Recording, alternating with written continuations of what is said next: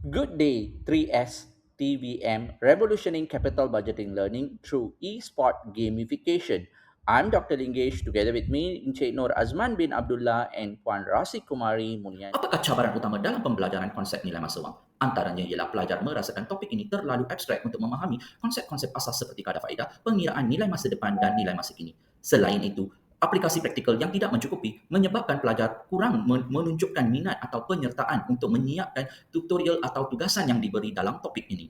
Data awal daripada laporan kerja calon, ujian diagnostik dan temu bual menunjukkan bahawa topik nilai masa wang sukar difahami dan dikuasai kerana pelajar gagal mentafsir kehendak soalan dan memahami konsep dengan tepat.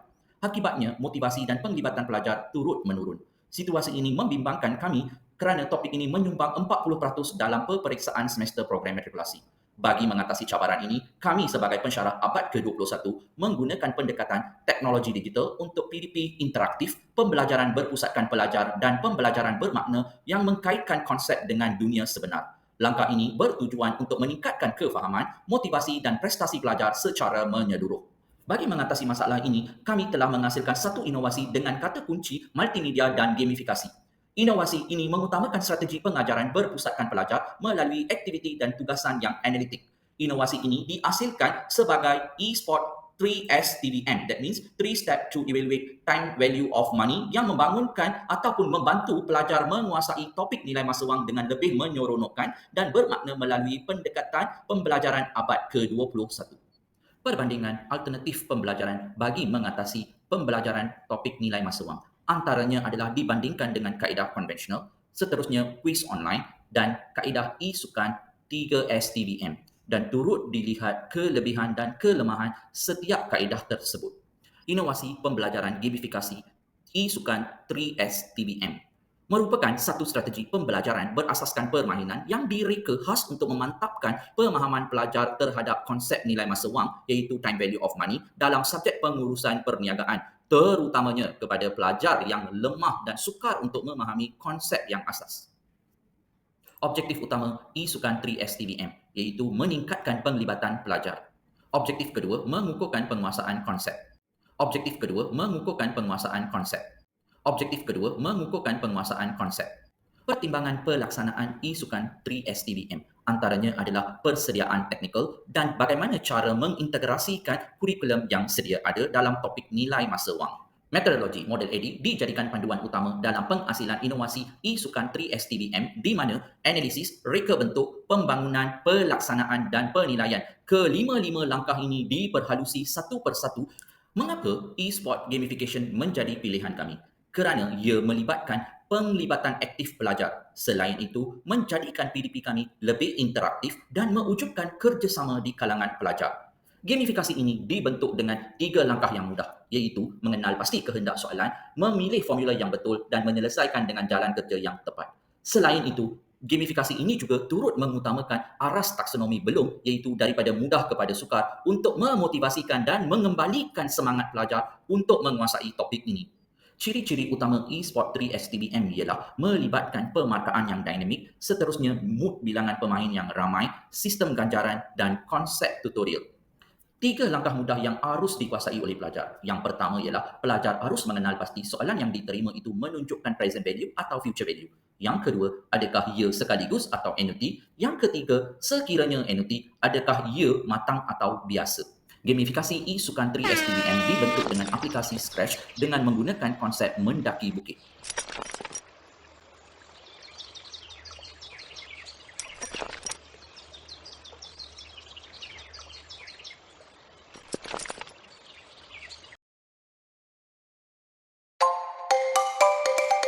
Fasa pembangunan inovasi e-sukan 3STBM melibatkan 4 langkah.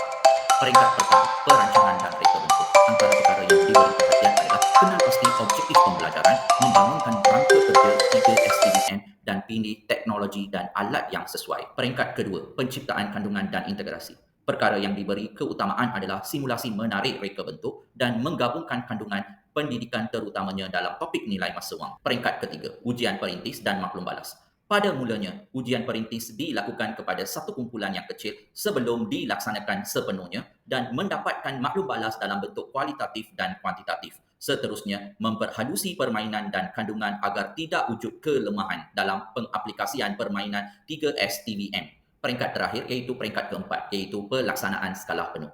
Pada peringkat ini, pertandingan dilaksanakan memudahkan capaian digital dan turut menyediakan sokongan pengajar.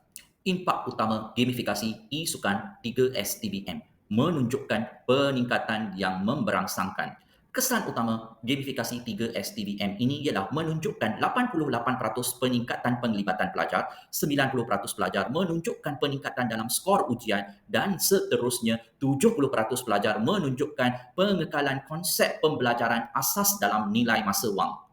Impak inovasi kepada pelajar, kepada saya sendiri sebagai pensyarah, rakan sekerja dan industri pendidikan adalah e-sport 3STVM ini bukan sekadar alat pembelajaran gamifikasi tetapi satu ancakan paradigma dalam pendekatan pengajaran dan pembelajaran di mana mengaplikasikan lestari kewangan. Gamifikasi ini menyebabkan penjimatan masa dalam proses pembelajaran di mana aktiviti pembelajaran dapat dipercepatkan. Selain itu, para pelajar juga dapat maklum balas dengan segera apabila mereka melakukan kesilapan. Di samping itu, pelajar boleh melakukan pembelajaran kendiri selepas menyelesaikan tugasan dengan semakan yang cekap.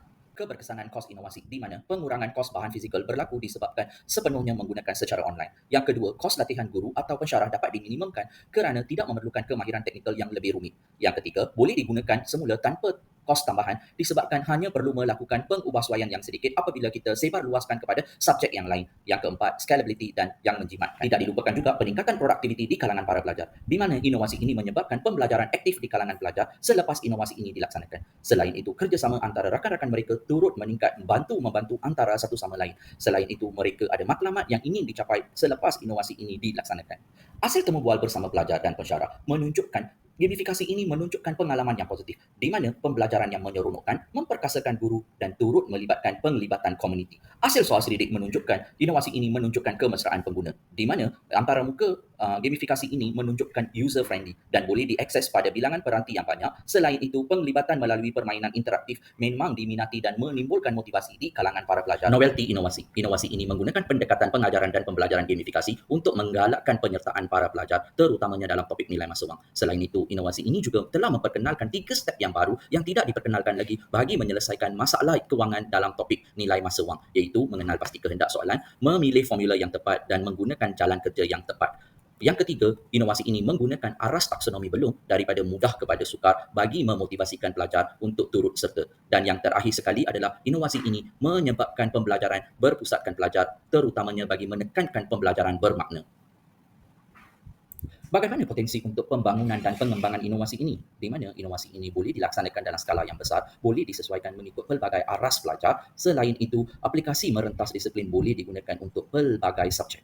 Inovasi ini juga telah memenangi anugerah emas di peringkat antarabangsa dalam pertandingan BICC baru-baru ini.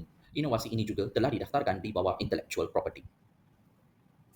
Salam sejahtera, saya Lee Kuek Hui, merupakan SME, Subject Matter Expert bagi pengurusan perniagaan yang telah mempunyai pengalaman mengajar selama 18 tahun.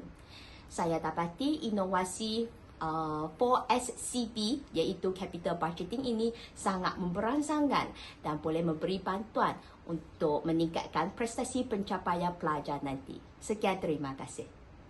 Inovasi e-sport 3 Step to Evaluate Time Value of Money telah mencapai matlamat yang disasarkan di mana membantu meningkatkan pencapaian para pelajar lemah.